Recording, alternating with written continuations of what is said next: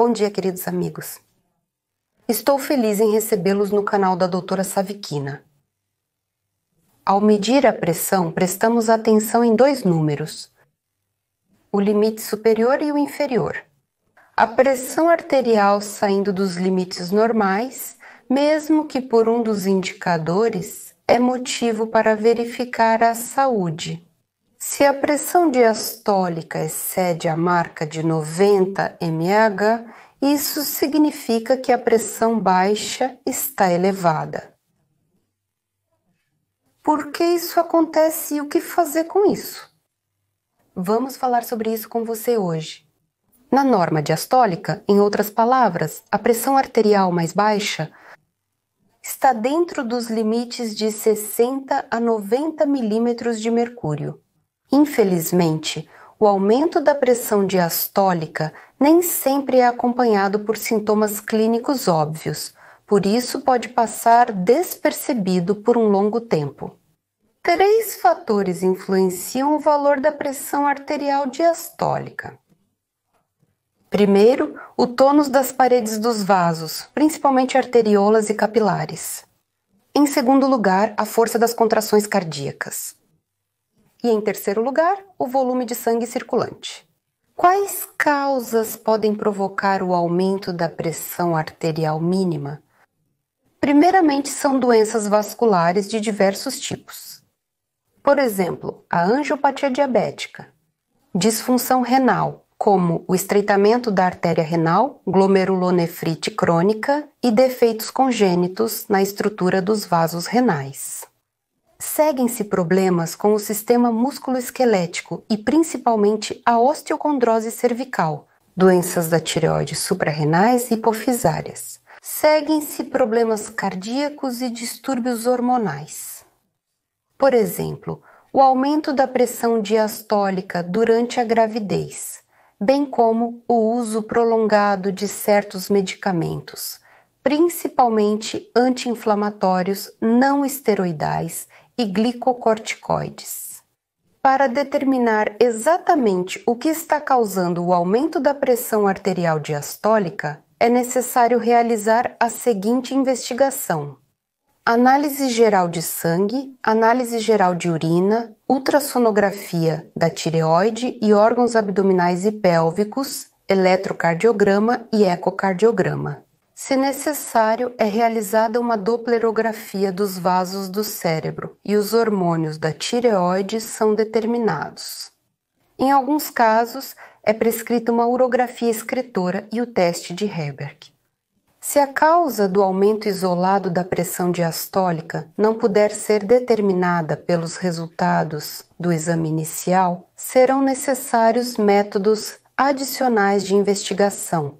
De acordo com estatísticas incontestáveis, 1 em cada 5 pessoas enfrenta um aumento isolado da pressão arterial diastólica. Quão perigoso é o aumento da pressão arterial baixa e é necessário reduzi-la? Se você não lidar com essa condição, depois de um certo tempo, órgãos vitais, principalmente o coração e o cérebro, deixarão de receber o volume necessário de oxigênio e nutrientes. Isso leva ao desenvolvimento de isquemia e hipóxia dos tecidos, aumentando o risco de acidentes vasculares cerebrais e infartos. Como entender que a pressão baixa está elevada? Em um determinado momento, cada um de nós pode não sentir nada. Em seguida, surgem dores de cabeça, frequentemente acompanhadas de tonturas. O pulso acelera, surge uma sensação de falta de ar, podem ocorrer dores agudas e dolorosas na região do coração. Sem tratamento, em um processo avançado, tornam-se notáveis inchaços nas pernas, surge edema e zumbido nos ouvidos. Atualmente, não existem medicamentos que reduziriam isoladamente a pressão arterial alta ou baixa. Praticamente todos os grupos de medicamentos que prescrevemos reduzem simultaneamente a pressão arterial sistólica e diastólica. Como ainda assim reduzir a pressão diastólica sem afetar a sistólica na pressão alta? Mas antes de tudo, é necessário fazer uma correção médica da doença que causou o aumento da pressão diastólica. É necessário ter uma alimentação adequada, levar um estilo de vida saudável, limitar o consumo de cafeína e não esquecer a regra de ouro de dar 10.000 passos por dia. Reserve tempo para visitar a piscina, fazer ginástica matinal e meditar. Para reduzir os números elevados de pressão diastólica, é feito um esforço para prescrever medicamentos de 3 grupos. São diuréticos, furosemida, indapamida, hipotiazida, sartans, valsartan, losartan, irbesartan e também bloqueadores de canais de cálcio, principalmente nefedipina e amlodipina.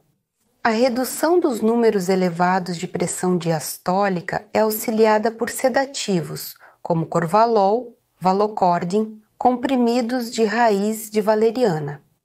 Os comprimidos de raiz de valeriana de produção bielorrussa são os mais eficazes, do meu ponto de vista. Para reduzir rapidamente a pressão diastólica, você pode aplicar uma compressa fria na parte de trás do pescoço. Um dos medicamentos eficazes, mas por algum motivo esquecidos na medicina moderna, é o Papazol. Ele realmente reduz efetivamente a pressão diastólica. Aliás, o Papazol, quando usado a longo prazo, fortalece o sistema imunológico, expande os vasos sanguíneos, previne espasmos e tem um leve efeito sedativo.